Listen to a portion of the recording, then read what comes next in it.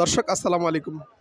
দর্শক দেখতে পাচ্ছেন আজ তাহিরপুর কি পরিমাণ পেঁয়াজ কেনা হয়েছে। এটা ঢেমনা পেঁয়াজ, তাই না ভাই? এটা ঢেমনা পেঁয়াজ। তো ভাইরা কিন্তু পেঁয়াজ বিক্রি করতে এসেছে। এটা রাজশাহী তাহিরপুর হাট। তো আমরা জানি রাজশাহী জেলার ভিতরে কিন্তু সবচেয়ে বেশি আমদানি হয় এই রাজশাহী তাহিরপুর পাইকারি পেঁয়াজ হাটায়। তো আপনারা চাইলে যেখান থেকে ইচ্ছুক এই হাটে চলে আসতে পারেন পেঁয়াজ ক্রয় এবং বিক্রয় করতে। তো এটি কিন্তু আজ সকাল থেকে হাট শুরু হয়েছে এবং ব্যাপক কিন্তু কেনাবেচা হয়েছে। আজকে দেখতেই পাচ্ছেন পুরো হাট কিন্তু কানায় কানায় ভরপুর। তো আজকে একটু আমদানি কম মনে হচ্ছে গত হাটের চেয়ে। তবে আজকে কিন্তু সকাল থেকেই পেঁয়াজ কিনেছে, সেই কারণে কিন্তু পেঁয়াজের সেরকম জ্যাম হয়নি। তারপরে দেখতে পাচ্ছেন অনেক কিন্তু জ্যাম রয়েছে এখনও। তো আমরা দেখতেই পাচ্ছি এখানে কিন্তু অনেক পরিমাণ পেঁয়াজ কিনা হয়েছে। তো আমরা ব্যাপারী ভাইয়ের সাথে কথা বলবো আসলে কত মন পেঁয়াজ এখানে রয়েছে। দর্শক এখানে আমরা দেখতে পাচ্ছি এখানে আরেকটা কিন্তু পালা, এটাও কিন্তু প্রায় এখানেই মনে হচ্ছে 1-2 টাক পেঁয়াজ হবে। দেখতে পাচ্ছেন এখানে কিন্তু নিচে কিং পেঁয়াজ রাখা হয়েছে, এগুলো হচ্ছে কিং। আমরা ব্যাপারী ভাইয়ের সাথে কথা বলবো। তো দর্শক আমরা ব্যাপারী ভাইয়ের সাথে কথা বলবো, বলে জানবো আজকে কত করে কিনলো।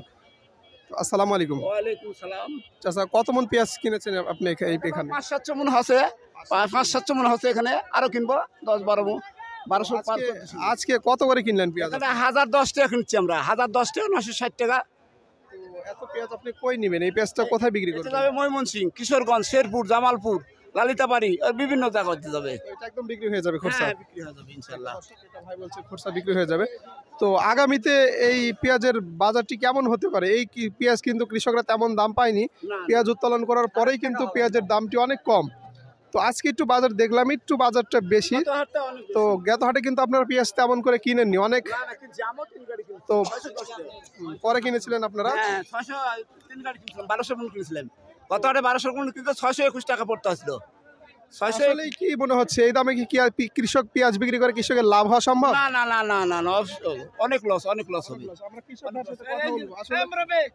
আসলে এই দামে পেঁয়াজ বিক্রি করে কি আপনাদের লাভ হওয়া সম্ভব?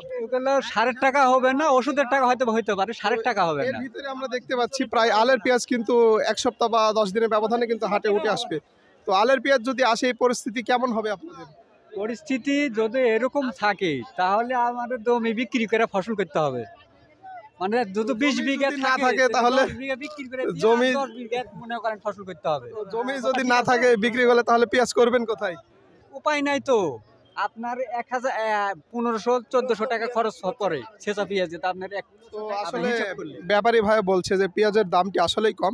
তো আমি সরকারকে উদ্দেশ্য করে বলবো আসলে কৃষক ভাইদের দিকে একটু নজর দিবেন, কারণ বাংলাদেশ কৃষকের জন্য কোনো খেয়াল নেই সরকারের, বর্তমান সরকারের।